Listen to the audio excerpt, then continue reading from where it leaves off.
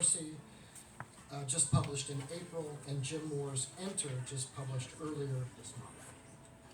It's fortuitous to have both of these poetry collections published so close together this spring, and to have both of these poets here tonight, as Jim was one of Robin's first teachers of poetry at Colorado College. So this feels like an especially meaningful gathering and reading. I'm going to briefly introduce both poets now at the same time, and then they will read from their new books for 10 or 15 minutes or so each, followed by some conversation between the two of them, after which then they'd be glad to take questions from all of us in the audience. First we will hear from Robin Walter. Her debut collection, Little Mercy, was selected by Victoria Chang as the winner of the Academy of American Poets' First Book Award. Walter's poems are glancing, lyric things, always attuned to the exquisite details of the natural world around her, until that deep attention breaks, and we get these wounded glimpses into the damage inflicted by grief, family, and loss. While I was working with Robin as the editor of Little Mercy, she so brilliantly described the structure of this book as the structure of a nest, interlocking and deliberately made, seemingly fragile and yet sturdy and resilient. That feels exactly right for this gorgeous and moving debut collection. After Robin, we will then hear from Jim Moore. I'm guessing that Jim needs little introduction to most of you. Oh, come on.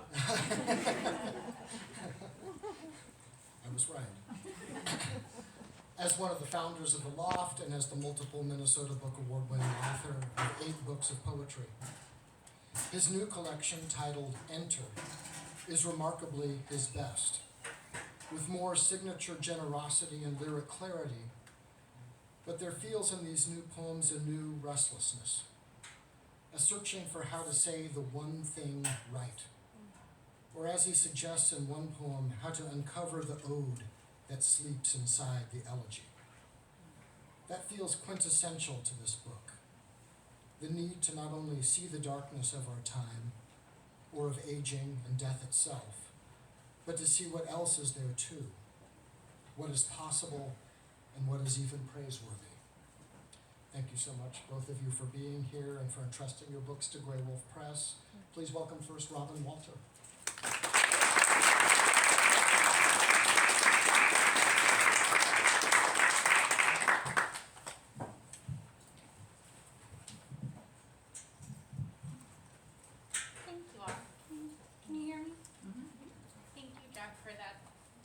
Incredibly generous introduction, and thank you all for being here on this, I was just going to say snowy night, that was wrong. Thank you for being here on this rainy, moody evening. It means the world to us, especially in this moment in which arts are occupying a perilous space. It means so much to show up for one another and to show up for local establishments that host these kinds of events. Thank you so much to Majors and Quinn for bringing us together tonight, and a deep and a special thanks to Jim for so many things, among them being my first ever poetry teacher.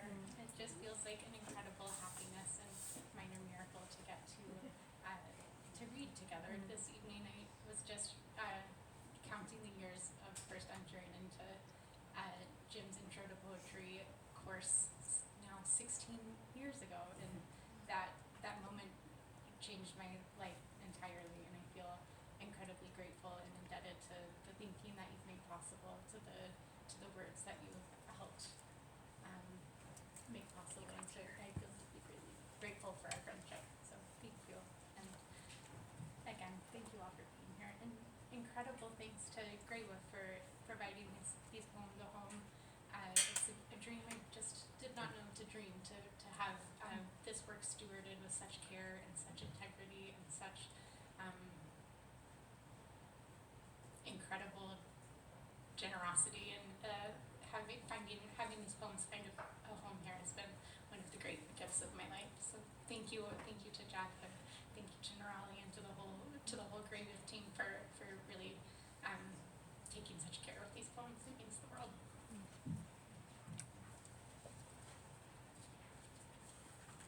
And I was just giving a reading in Santa Barbara, and I had these ridiculous post-it notes, and my big sister was at the reading, and she's a very type A person, and she like Xerox her schedules, and I just saw her look at me with this like incredible horror and embarrassment on my behalf, and I promised her that before my next reading I would get my act together and have like a real system, but I haven't done that, so forgive me. But I kind of think they look like feathers, which feels fitting to the work because there are a lot of birds in this book. But before my next reading, I promise I'll have a different system. I'll begin with a few poems from the beginning of the book and then move forward. This first poem is called In the Blue. In the blue, black mercy between waking and dreaming, a wren no larger than a fist flew to me, lent my hand her gravity. Rustle of wings and palm, she made my hand a little nest.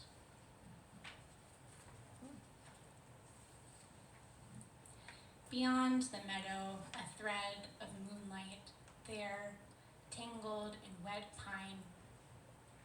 Rustle of wings in dark canopy, shadow of wingtip etched into palm. Each soul that has nearly slipped the noun of the body remembers river's cold mercy. Every palm touched by shadow carries it. The beginning of July. I thought I heard my mother crying, but it was just the cold creek emptying. At sunrise, the chickadee pulls the morning open. At noon, shadow of chokecherry slips across collarbone. There are so many ways to want. The wren weaves small feathers in a little twine into her nest. The black heifer lows for her calf, drifting down valley. She looks at me. I pretend innocence. Flurry of small butterflies stills for a moment on the purple phlox. Wings peeked into V's like the paper planes we sent stuttering between desks when we were young. We were practicing love, then grief, then both. Pronghorn, honeybee, ovum. Each body decides its own way through wind. The woodrock corral finally gives and leans heavy to the hoof-stamped ground, as if in prayer. The aspen leaf rivers the light. The horse arches her neck, whinnies, picks her legs up tight and high. The brook trout darts between cut bank and stone, and the wren buries her body deep into the bowl of her nest, pretends her hollow bones heavy. The pine needles gather pollen across the length of their spines. A flicker shifts, a yellow cloud blooms. Blue stem, meadowlark, loam. Spurge staked more hillside as its own this year. Muddy lip of borderline lower than last. Bloodroot and trillium. Little songbirds make slender shadows. I pretend my hand a nest. In the slope of hill where we buried my uncle, we leaned antlers careful and neat against moss-bottled stone. Prairie smoke, pasque flower, buttercup. These the sounds we fold into prayer and press into streams. Penstemon, lupin, balsam root, tiny heart, sorry, blood clot. Heat lightning stitches across wide belly of sky, little mercy. Motherhood, a friend told me, will break the mind clean open. This morning held the empty hollow of a robin's egg in palm. Tried hard not to crush it, crushed it anyway. The seed head pulls the timothy sideways into an arc, forms a little door to open. This, the season of miller moths and sorrows, edged into door jambs and windowsills. This morning I prayed my body clean and open. Here the stream refracts morning into light, there the hand gives way to body. Meadow, you are enough to live next to live by.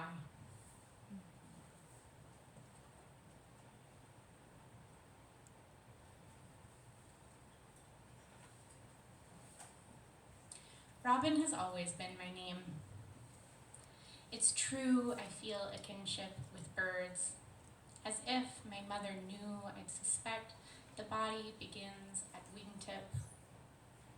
Maybe it has less to do with the name than how earnestly I wish my mouth around the little trill, the quavering S held briefly and waterly in the teeth.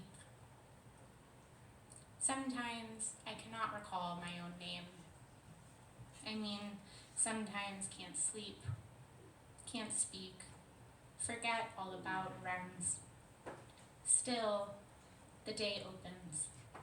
Call me meadow, call me horse, river, call me. The body rivers open, each of us undone by shadows small and shaking. Windowsill of night, clear glass pane of grief. Had it in my head to write a poem that begins, the windowsill of night, the clear glass pane of grief. Wanted to start the poem where these two things touch. The soft feathers on the wren's underbelly, how maybe they're layered on top of one another like spoons in a drawer. Or the gymnastics of the letter J, how it hooks down, sinks knowingly below. But more beautifully, how the dot above does a wild leap, a spark boring a tiny hole into night. Begin again. While picking raspberries yesterday, I wanted to hold in my head the delicious names of the things I saw so as to fold them into a poem later. Here, snowberry, baneberry, dwarf daffodil, wild clematis, tanager. Start over. Imagine it like this. An exclamation point walks into a bar and sits beside the letter I. I says, "You're doing it all backward." The exclamation point replies, "Doing what backward?" "Life," I says. "You're doing this whole life backward." Didn't realize until just now what this poem wanted to excavate. The tugging fear that I am. Try again. Woke this morning and stepped outside to check on the wren's nest. Empty. Still, quiet air.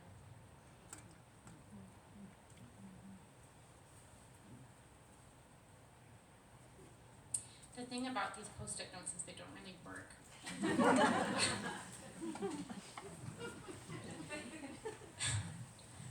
Pray not to behold, but to be held by. Meadow cupped by bowl of blue sky, wind rivering quiet and quick through lodgepole pines.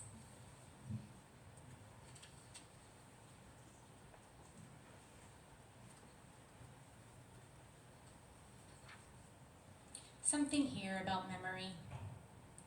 If you root around hard enough, of course you will find the letter that begins the body, at least what you now know of it. Something here about memory, or something about the wound itself bearing the body, by which I mean giving birth to it, as if a dark leaf unfurling or a hand opening to itself. Small reverie of nest. If I could make myself so true a shelter, palms pressed. Sometimes, if you keep still enough, you will find in your dark mouth a moon. Shadowless, the light today. Merciless, the songbirds come too soon. A wren is no larger than a fist. Yellow winter, make of me a room. And if the rafter belongs, if only briefly, to nest, and the hand to the beautiful wrist, and if the comma anchors and the noun lifts, if language keeps us and couples us, see the little wren lift from thin river of moonlight held in palm. And this is the last poem of the book. Mercy of meadow covered in snow, fleck of mica edged in granite, offers the quarter moon back to itself. In the morning, light rivers the body edged in water. Wide nest of palm cradles the river rinsed face. The sun, a little mirror, opens eye. Thank you so much.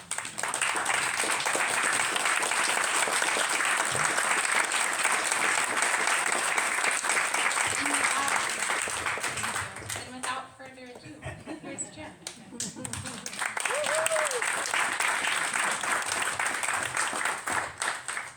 Well, that was beautiful. I mean, it's so meditative and quiet on the one hand, but on the other hand, it's so ecstatic at the same time. It's really beautiful. And, well, we're going to have a conversation about lots of interesting things, but I love hearing the poems aloud after having read the book. So, Majors and Quinn, thank you, Majors and Quinn, for persisting, for continuing, for making it, having everything thrown at you over the last set of years, and yet here you are, here we are. And thank you, Jeff Schatz, wherever you are. There he is. That was a beautiful introduction, thank you. Really, truly. And then they've got the whole Great Wolf team here tonight. I mean, it's like everybody. Fantastic. And thank all of you for coming. I'm sure I don't have to tell you how wonderful it is for a poet to be able to read their poems and to have people listen to them. Fantastic. So I'm going to begin with a poem. Joanne said, where are you, Joanne? That I started with this poem. It's not part of the book, but it's an important poem to me, and I know it's a poem that Robin likes too. It's called Epitaph. He stole for Scythia. He lived for love. He never got caught. Well, that's a little more complicated than that, but there's some truth in that. Okay.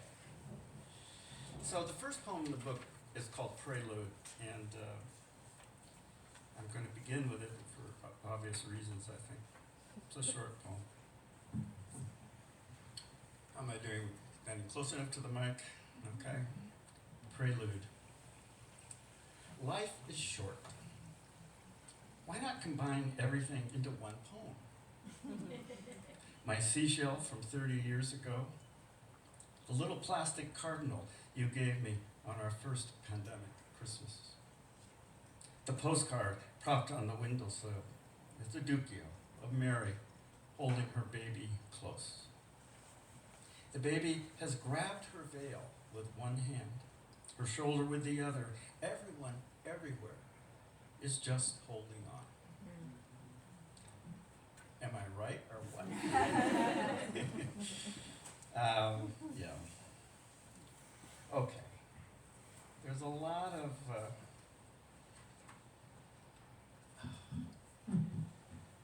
stuff in these books. Morning song. Morning song. It's a lucky day for me if they are burning on the hill, the cut and fallen branches. Fire consumes wood, smoke consumes air. Lucky day to see what burns and smokes inside me. If I sit at the window long enough, the moon will come back. Is that enough then? I don't mean is the moon enough, but is the waiting for the moon. I'm asking, is the blue enough in Mary's robe as she cradles her dead son in her lap? It is Bellini's blue in the Academia.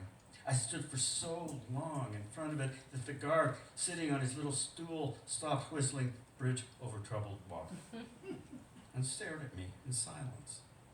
But I stayed right where I was. I had fallen in love with her.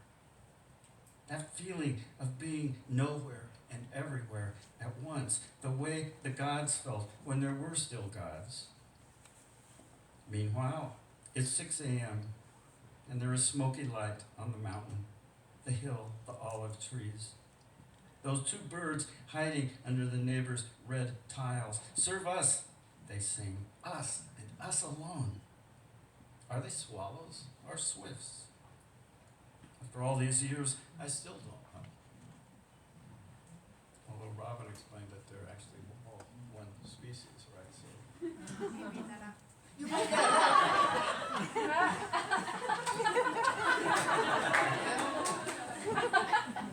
the whole world is. Okay. Well, so I'm going to read this poem, how to come out of lockdown. It seems like we're always in one kind of lockdown or another, and how to come out of lockdown. 1. Someone will need to forgive me for being who I am, for sneaking back to my blue chair by the window, where for the last 370 days I have learned that to be alone is what is good for me. I pretend to really belong with those who want to return to this world with open arms, even though it has done to us what it has done. I wish I could love like that, instead of wanting to turn my back on it all, as if life in the world were a marriage assumed too young and necessarily left behind. Try as I might, I will never become one of the world's faithful ones. My naked face and your naked face, maskless. A cold March dawn, harsh sunlight, impersonal and honest, mindless like the light from a surgeon's lamp, worn on the forehead as you peer down into the wound. Nothing in this new life is asked of me except to remember how small I am. 2. Sometimes the world won't let itself be sung, can't become a poem. Sometimes we are sane, but sanity alone is not enough. Warm moonlight and wind. I am sitting here simply breathing, because there is no other way to be with those who no longer can. I don't know what to say about it all, but if you do, please show me how to be you. In the last play I saw 14 months ago, before there were no more plays, they made a set of the stage. Songs were chanted on its shore, lives lived, people pretended to die, and a ship sailed into the night. A moon, 1 star, afterward applause. Then began that long silence, which it is now time for me to admit I have loved, beyond any reason or defense. Who among us has not seen that star to the left of the locked-down moon, shining as the ship sets sail?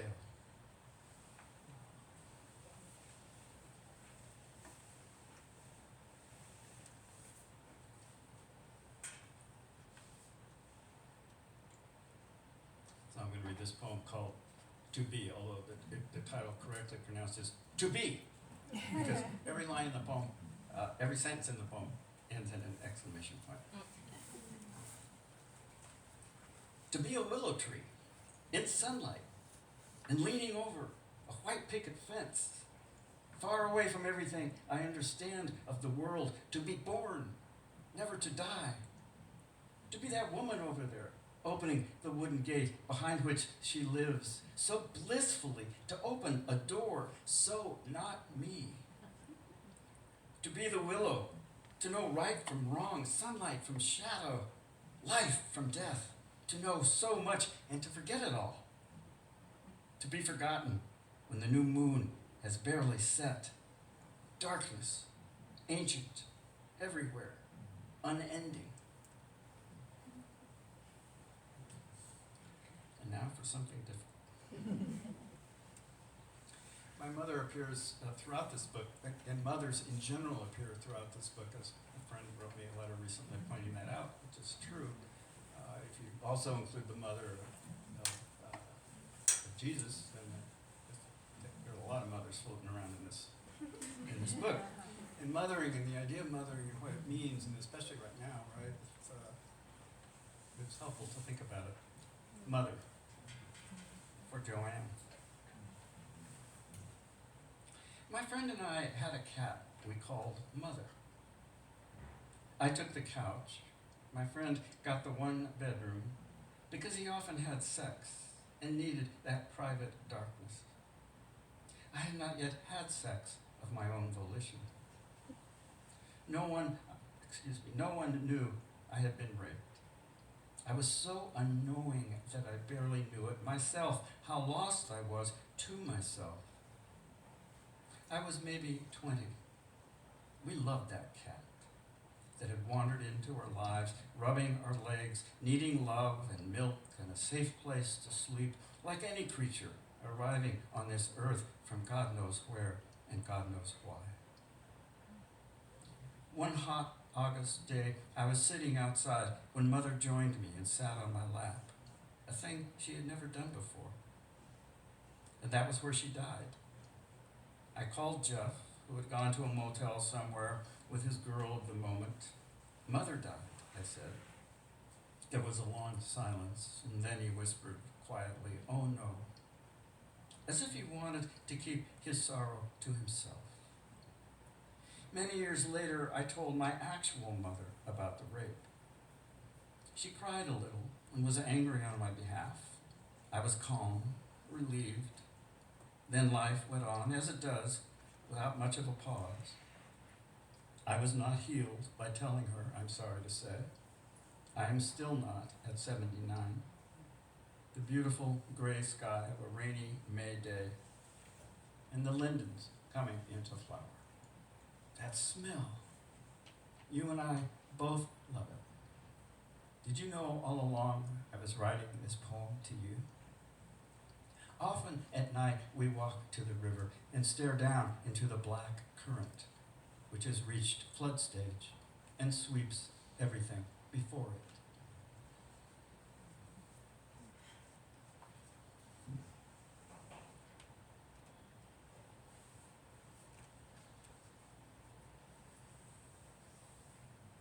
So what I did, and still do actually, all during the pandemic was sit at my window and look out my window at the parking garage across the street with its enter sign, and this is the actual sign. Joanne took the photograph, and you see amazing things if you sit at a window long enough. And so this poem comes out of that kind of paying attention, or it's not even paying attention, it's really letting your mind kind of drift and see what comes along. When we were eternal. A man too old to be carrying a skateboard is carrying a skateboard, cradling it like a broken wing as he walks down the middle of the street, empty of traffic, but filled with November's sunlight and November's long shadows. Then the man is gone. The true silence begins. The one with two neon signs at the entrance to the parking garage. One says enter and one exit.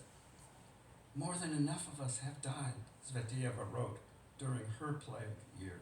Too long we've been howling like orphans. Maybe that man was an angel whose wing had fallen off.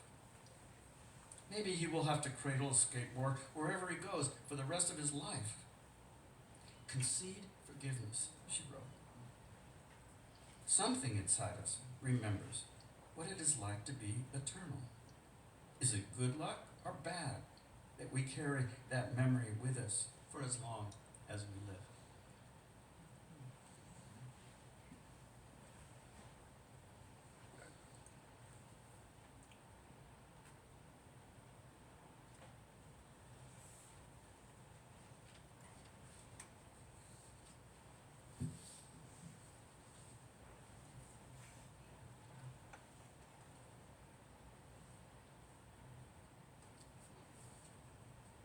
everything is not enough. Rereading Zvetaya, she lived through her own plague years, did not actually live through them, hanged herself, her desperation. And yet she wrote, "Moonlight through the attic window, that's how far our banquet reaches." Her passion was what she had, and yet it was not enough. When the dictator comes, he will be freely elected. I will walk with my friend each Friday along the abandoned railroad tracks. Sometimes we will even laugh. Zetieva is writing about November. Rain falls, fog. Love's cross is heavy. We won't try to lift it. She's really been such an inspiration and comfort to me, a great Russian poet who wrote before, during, and after the revolution in Russia.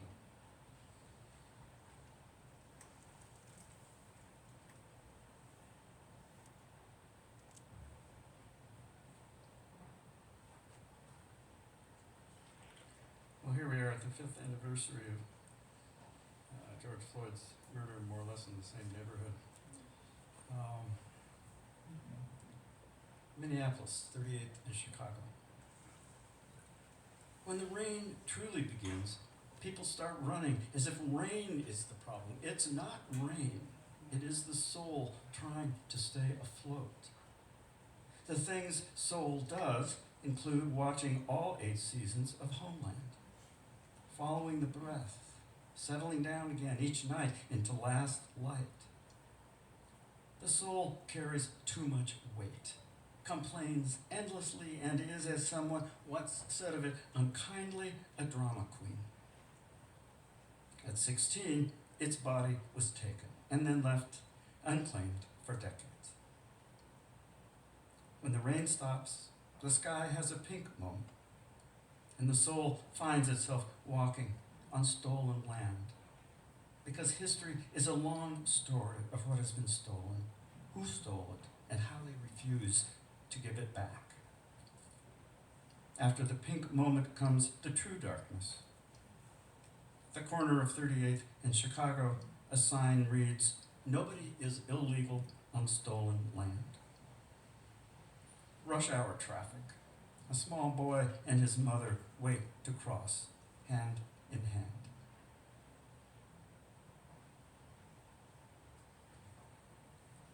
So, thank God for love poems.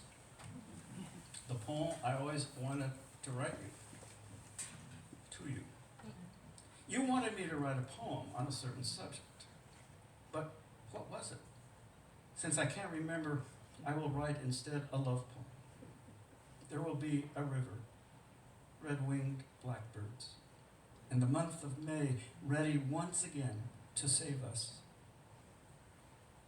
Winter will be over. We will walk through the poem as if it is a park.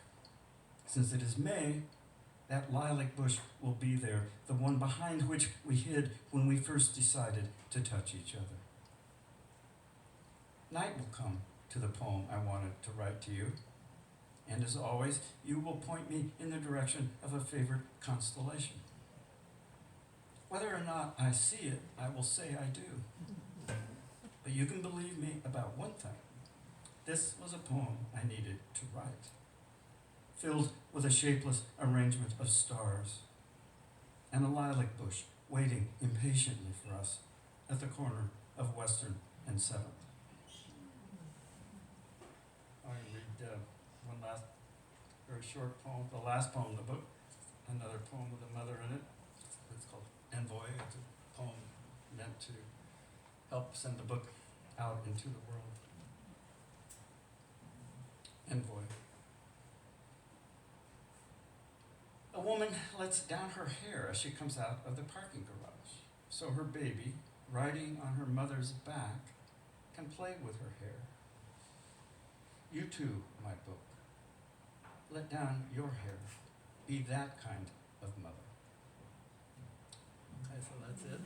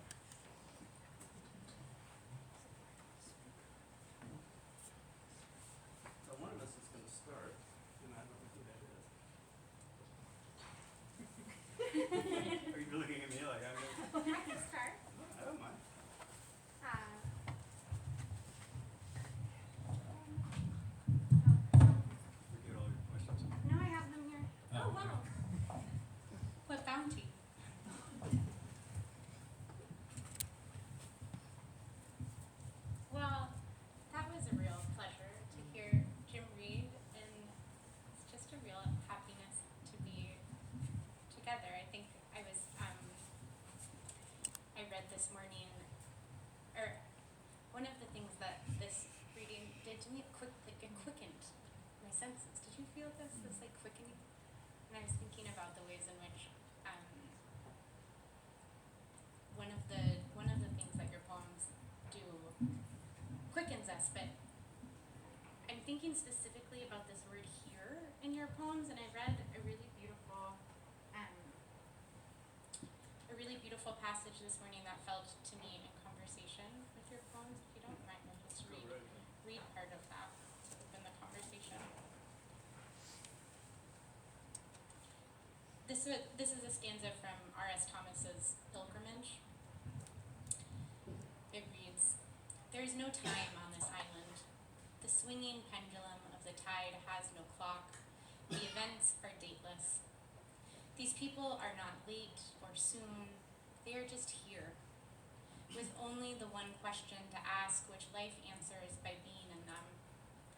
It is I who ask, was the pilgrimage I made to come to my own self? To learn that in times like these, and for one like me, God will never be plain and out there, but dark, rather, and inexplicable, as though he were in here." Just thinking of this word "here" in relation to your poems, and thinking of it both as a gesture toward pointing out what is here, both internally and externally. Here I am myself in the world, and here I am in relation to the world. And I'm thinking of this beautiful walk that we took together along the river yesterday, in which Jim was pointing out here the linden, here the eagle's nest, and later on here the site where George Floyd was murdered. Just the capacity of the word "here," both in relation to the work at hand in Enter, but also in relation to the work of poetry, and specifically in these times. Everyone's asking about what poetry's role is in these times. And so I'm curious how you might understand this word "here" and how it might deepen our understanding of the work at hand in Enter, but also how it might help us orient toward the work of poetry more largely. And I'm thinking also if you might mind reading the poem in which this word, one of the last poems of your collection, in which the word specifically comes up again and again and again, here and here and here. And now I'm forgetting which page it's on, but I can find it pretty quick.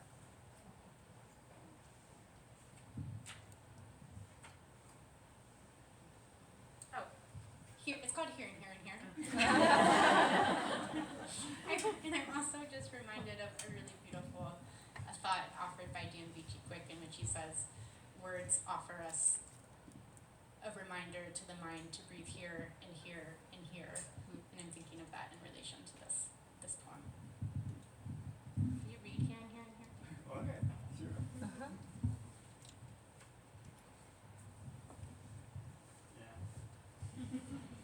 Yeah, here, like, it's for somebody like the way I am, where my mind gets caught up in all kinds of stupid things all the time.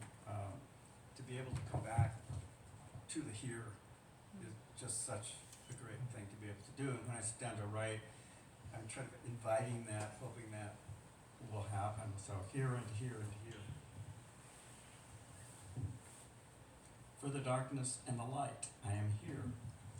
For the anger and the fear. For the enter in green and the exit in red. That nurse walking to work 50 years ago, it is not quite dawn. She wears scrubs. She is intent and on her way. She will help as best she can. We all, at least once in our lives, will help as best we can. For the 2 working streetlights, and for the 3 too broken to bring light, I am here. For the Greyhound bus heading to Taos, where I was coming from, I no longer remember. For no longer remember, I am more and more here. And for shaking the 2 rugs at dawn. I love to watch the dust fly. And for the crescent moon disrobing. Oops. Here and here and here. What page was that poem on? These are new glasses, and apparently they're just a little bit too large. Okay, let me try holding it up. And for For shaking the two rugs at dawn, I love to watch the dust fly, for the crescent moon disrobing into light here. When I put the rug again under your feet, you wiggle your toes with such pleasure. Meanwhile, the sun comes up.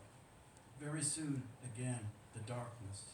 But I am here for this too, because I was born, and the earth too was born, and we are in it together, both of us here, for this day, third shortest of the year, for the 3 spindly trees just planted, bare as December, here and here and here.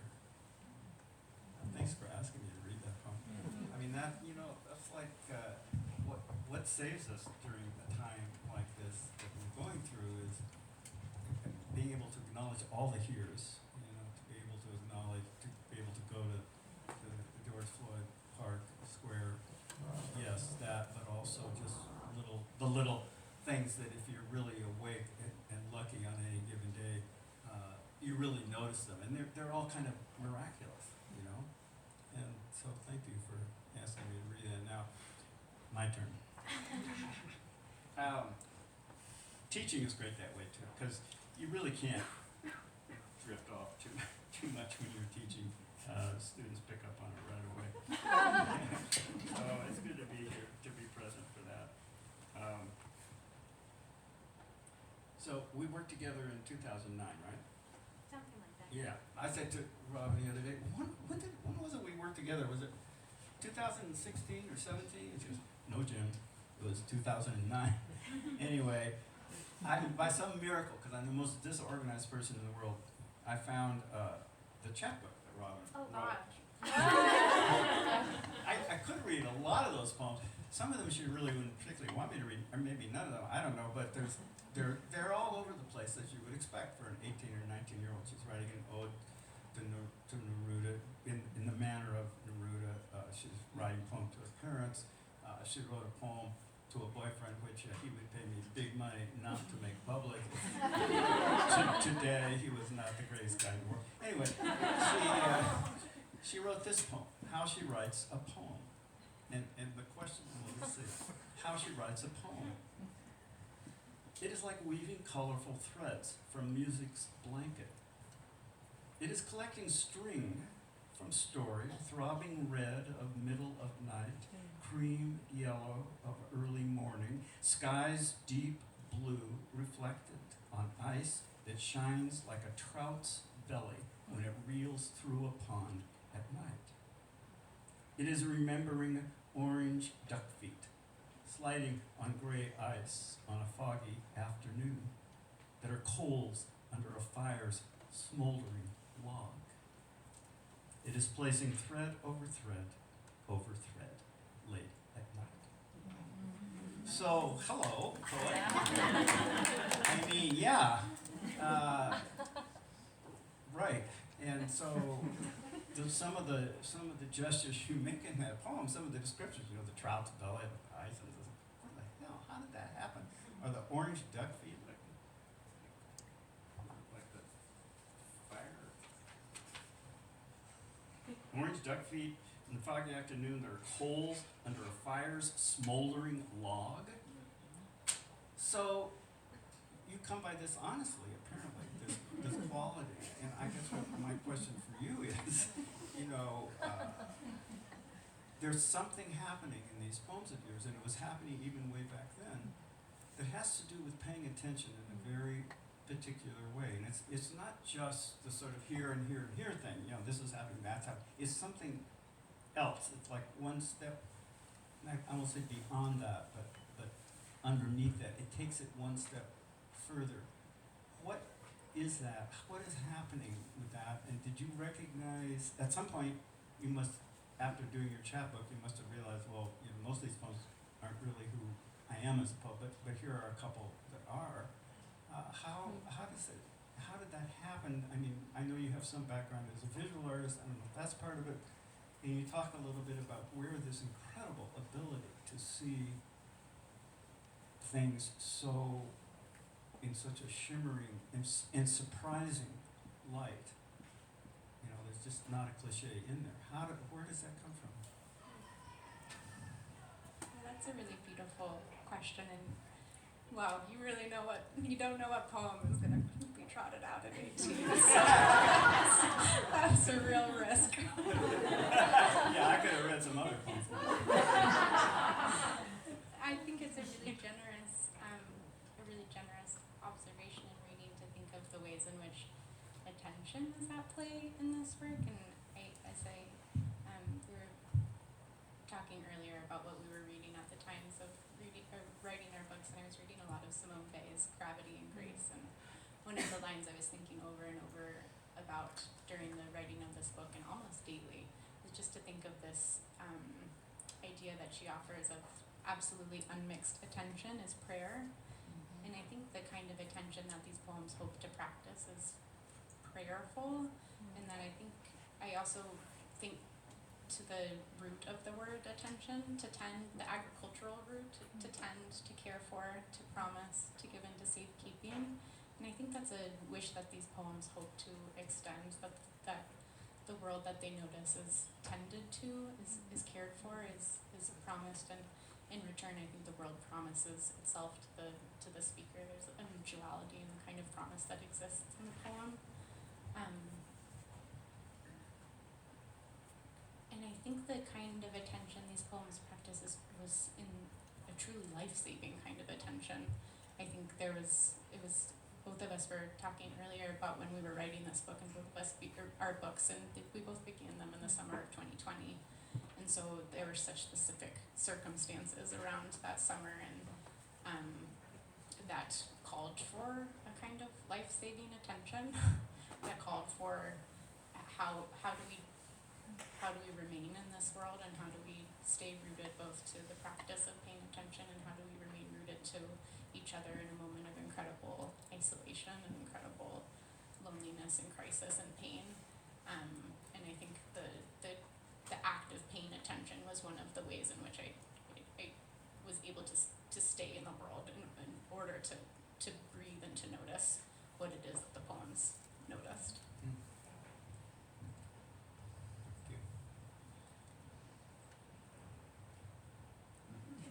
Well, I wish I had a poem from 2000. From when I was 18? You know, No, you don't. I was not the precocious poet at 18. You know what I do have is an excerpt from a letter that one of the great happinesses of my friendship and correspondence with Jim is that I was able to send him all of these emails about when I was first entering into the world of poetry, and I would send him these really long, really reaching emails about like what is this poetry? Like what is this, and how does one make a life, how does one enter into life in this way, and what's the relation of poetry to living? And I remember I recently came home from New York after spending a really wonderful afternoon with the poet and translator Alistair Reid, who translated Neruda and Gabriel Garcia Marquez, and I was just like obsessed with this idea of translation. And I wrote Jim in excitement and delight, telling him about this afternoon that I had spent with Alistair Reid, and Jim wrote back this kind of incredible letter that I've carried with me for years and years and years, that's lived above my desk from house to house to house, and I think of it so much, and I'm curious to hear, Jim, if this remains true to you, if this remains,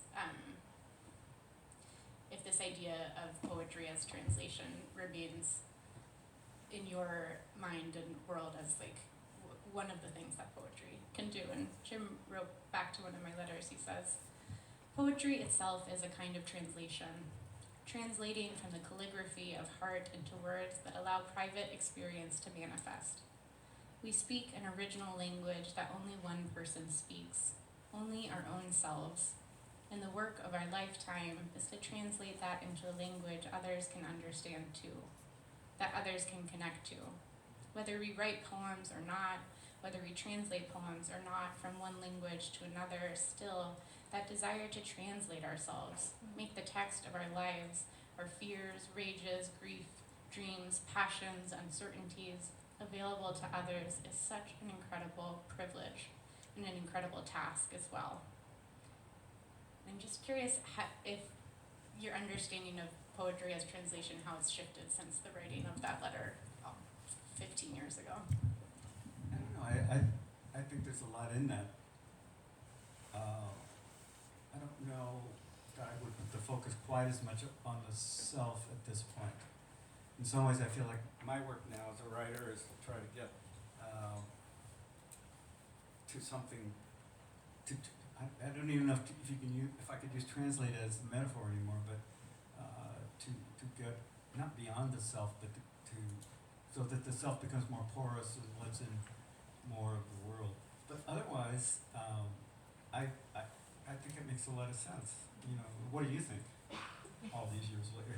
Well, it's clearly meant something. Well, to me if for you're all carrying it of around with these you, years. I guess it means. Yeah. I mean, I remember this moment really well because Robin, you know, was just becoming so excited about writing poetry, and all of a sudden she writes this letter talking about, no, she's not going to be a poet, she can be a translator, and and I realized, well, it's all the same, you know, really, it is all the same, and that being a translator seems to me one of the most selfless things, especially poetry, in the world. Because you're not writing your own poetry, you're translating somebody else. Nobody reads poetry anyway much. So there you are, you know, doing this like saintly thing of bringing into existence in another language something that was probably hardly read in the original language. Now, I mean, I'm making it a little more grim than it really is. But I just thought, well, yeah, that works. And Alistair Reid was also a great poet, and I noticed that you dedicated, of course noticed, this book to him, and that's an unusual dedication for a first book, isn't it? I mean, it could have been, you know, to your parents or to siblings or to, I don't know, dear friends or something like that, but you picked Alistair Reid, and can you talk a little bit about why that was the case? Yeah. Yeah, I think first this idea of translation feels to me, one of the things that you said in the letter is that the urge to translate yourself, to make your griefs, your fears, your passions available to others is the task of poetry. And I think in the writing of this book, I think I was actually just trying to make that available to myself. That was the mode of discovery of what the poetry is, this beautiful realm in which you can have that internal conversation. I thought if I had been thinking about the other, of making it available to others, I never would have written the poem. So I think all of that happens after the poem is published, if that happens. But I also think the one of the things that I really admire in your work is that the translation that happens is not only it is of a personal self, but it's not an insular one. The translation that happens is one that feels to translate a communal sense of self, a communal grief, a communal loneliness, even as it's rooted, a communal love, even as it's rooted in the personal. It's not a singular one. And I think that's one of the things that poetry can do, is make a choral voice available to you rather than a singular one that comes from it's a distinct personhood or a distinct ego or self. And I think that's one of the things that I really admire in your work. But I think the idea of translation remains so interesting to me. And Alistair Reid, I dedicated my book to him because he was just such a generous, wonderful man. He opened this entire world to me. I was right out of college when I went to visit him, and he was late in his life and his career, and he was so generous. He loaded me up with 4 garbage bagfuls of all of his books, all of his poetry books. I was on a plane in New York. I was like, what am I going to do with these? But I made it home somehow. I don't really remember how I did it with all of those books, but there's just this incredible generosity, incredible what felt to me kind of like a passing of this work that we do as poets, and that I think that lent me a kind of responsibility to tend to that in a way that I don't know that I understood at the time, but now looking back, it made a whole entire world available. It's a great thing. Yeah. Should we open to questions now? Is this the moment? I'm looking at Joanne because she'll tell me the truth. What do you think, folks? Yeah, I'm getting a nod yes from Marissa. Okay, good. Someone else had a question. Oh, go ahead, Sue. Well, this came up for me after reading it a lot. Yeah. Oh gosh. The actual microphone. So after the loft, I was thinking about your discussion with your editor, and so the question I have would really apply for both of you, because I'm curious about how much did your book change from when you submitted it to publication? Okay. Good question, and I'm gonna let Robin go. Oh, you have your own microphone. Everybody heard that, right? Okay. You're up. It's a fun question to consider. The manuscript from when I first wrote it to publication had passed through many, many hands. I wrote it as my graduate thesis and in my MFA, and so had spent a long time passing poems back and forth with my mentor, Dave Quick, who had an incredible role in helping find the form for the work, and then I had sent it. Then it eventually made its way to Jeff, who had just an incredibly attuned ear and an incredibly generous way of offering the work back to me. And at every single edit that was made, I was like, much better. It made it much better, and he was fairly spare in the edits that he offered, and I think in that way, I really paid attention to every shift and every suggestion that he made. That I don't think there was one that I felt was not right or true to the work. I think it helped me hear the work more fully, and the adjustments were so careful that it was very easy to trust them. Yeah, and to trust Jeff, who just handled the manuscript with incredible care. So to answer your question, the work underwent the most change during graduate school, and then when I sent it to publication, I don't know if Jeff would agree with this, but the changes were fairly spare that were made. So, in my case, I didn't send the book in until I felt it was finished, you know, and I think if you're writing novels, say, sometimes you have a relationship with an editor where maybe the editor's read 50 or 100 pages and have some ideas and kind of goes back and forth. And, my experience as a poet has been to get the book as finished as I can, and I have 3 readers, people who read it all the way through before I sent it to grade book.